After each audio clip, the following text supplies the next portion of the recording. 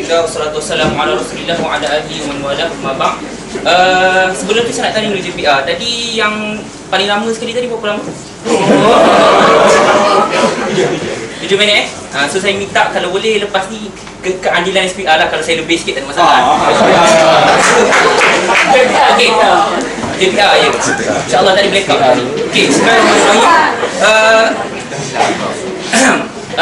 sebelum saya pergilah, tadi ada sebut biodata. Saya tak nak sebut biodata Ikram, saya rasa semua dah kenal dia. Dan saya dah postkan semalam. Sebab tu tujuannya saya postkan biodata di semalam. Saya postkan juga pelibatan di semalam, supaya kita tahu siapa dia dan apa kelayakan dia sebenarnya. Itu yang pertama. Yang saya nak fokuskan sekarang adalah berkenaan dengan manifesto. Okey, manifesto saudara Ikram ni.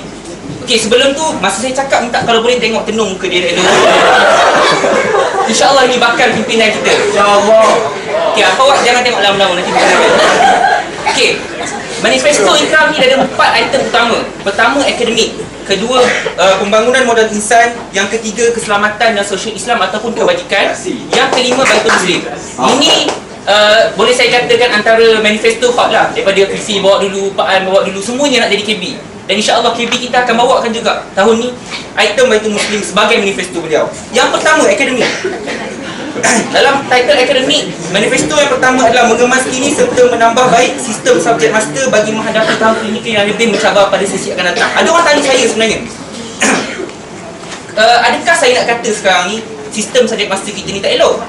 Jawapan saya mudah je. Sebenarnya kita pada tahun sekarang ni, kita akan berhadapan, sesi akan datang, kita akan berhadapan dengan subjek yang lebih mencabar.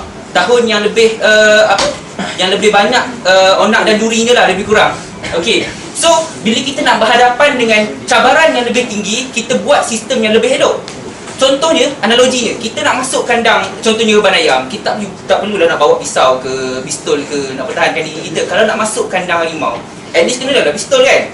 So, kita nak masuk ke cabaran yang lebih besar, kita kena advance sikit. InsyaAllah, itu yang pertama. Yang kedua, yang ni saya pergi secara rapid saja, menggiatkan promosi elit perubatan bagi menyuburkan budaya ilmu. Okey, kenapa kita fokuskan perkara ni? Selain daripada akademik, kita nak lahirkan mahasiswa yang mempunyai kompeten, yang tahu ilmu-ilmu lain. Kalau kita tengok sekarang ni, berapa ramai doktor-doktor ataupun professionals yang mereka hanya mampu berfungsi dengan baik di dalam medan mereka sahaja.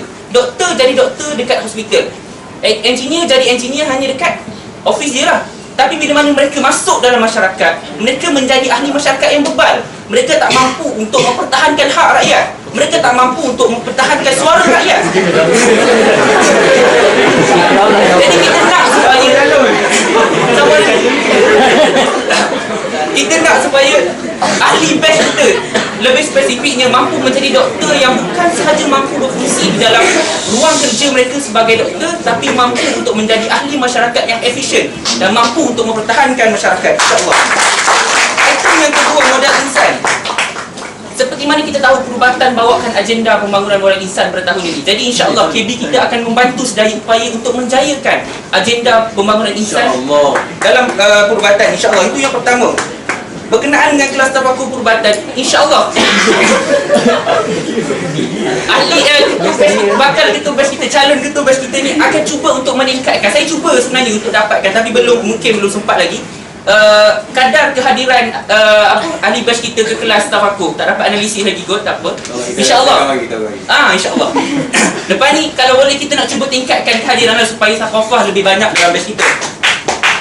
Dan seterusnya membentuk saksiah yang baik dalam kalangan ahli bash, mungkin dengan cara insentif, kempen dan sebagainya. Yang ketiga, saya ringkaskan keselamatan dan sosial Islam ataupun kebajikan. Okey, yang ni mungkin salah satu fokus yang agak besar, memperkasa sistem musyrik bash. Okey, jadi saya rasa antara dilema yang berlaku antara ikhwah dan juga akhwat. Akhwat cuba cari musyrik, tapi ikhwah malas. Jadi musyrik bash pun tak ada, musyrik perubatan pun tak ada, dia orang tension. Jadi kita nak memperkasakan kedua-dua perkara ni, sama ada di pihak ikhwah, kita timbulkan kesedaran supaya jaga akhwat kita elok. Akhwat, sayang diri anda, cari musyrik supaya boleh jaga anda.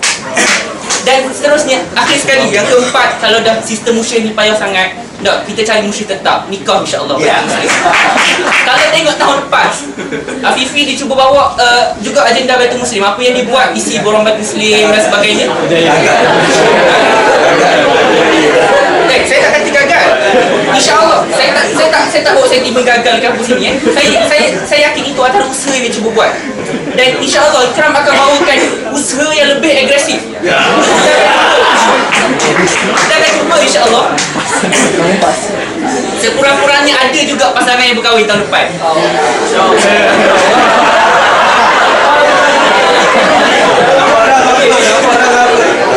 Okey. Dan sebenarnya kalau tengok dalam manhaj SC Perubatan pun tahun depan antara fokusnya adalah tentang Baitul Muslim. Jadi itu salah satu cara untuk kita kuatkan balik. Selain daripada kita bagi pengetahuan dan kesediaan lah. Sebenarnya kita tak cukup muda, bukanlah nak kata muda sangat pun nak kahwin sebenarnya.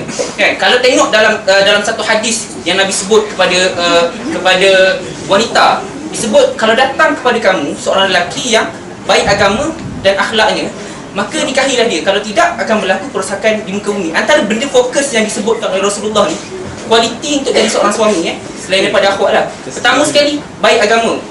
Agama ni antara ni dari segi pengetahuan tentang syariahnya, solat, taharah dan sebagainya. Yang kedua, baik akhlaknya. Adakah Nabi sebut umur kat situ? Nabi tak sebut umur. Umur ni kematangan, dia bukan sahaja faktor umur yang mempengaruhi kematangan, mempengaruhi agama, mempengaruhi banyak faktor lain. Okey. Dan akhir sekali, apa yang saya nak sebutkan tentang Ikram ni lah. Ada orang kata dia ni agak kasar sikit sebenarnya. Ada orang kata tak, pada saya dia bukan kasar, dia tegas insya-Allah. Dan kita perlukan orang yang tegas untuk bawa suara best kita kepada perubatan, kepada universiti dan sebagainya, untuk pertahankan pandangan dan suara best kita insya-Allah. Itu yang pertama.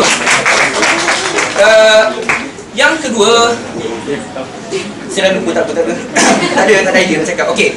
Jadi tadi siapa Atika Azman disebut kan, dia promotkan juga Ikram. Jadi saya sebutkan juga, saya promotkan juga Aisyah Muda insya-Allah. Nah, kita dia macam ni tau. Ikram dia nampak siapa yang mampu untuk bantu dia sebagai kami tawarkan kepada anda package X sampai. Sekian, Assalamualaikum warahmatullahi wabarakatuh. Allah